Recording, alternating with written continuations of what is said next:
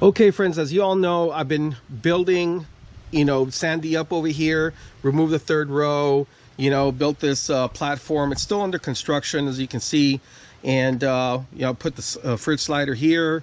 I'm going to put some drawers on this other side over here. But an essential part of the build is going to be the battery that's going to power the fridge over here. So I was lucky enough to have UNOWIX reach out to me, and they sent me this awesome battery here. It's the one product that they have right now. So the company, let me see, let's unpackage this.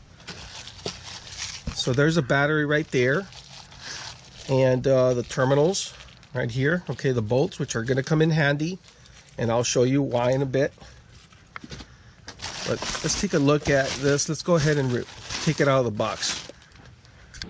Okay, so there it is outside of its packaging, and it comes with this little carrying handle right here.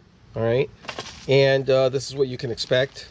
It's going to have these two bolts right here and these protective caps for the positive and the negative right on the top there, so you can secure the MPPT cable to it, or however you're going to be setting it up. This thing is super light, and it's very small. I mean, for the power that it's delivering. So what I'm going to do today is I'm going to go ahead and measure out that back part over there and see how I can secure it, and then we'll put it to the test. Here we are almost 2 weeks later, and it's all installed. Of course, there's a bunch of sand here. The vehicle's still under construction. This area, we still need to do a couple of other mods before we wrap it up. But as you can see, the battery is connected, and we have it tied up to our awesome Lenson solar hood panel and MPPT as well.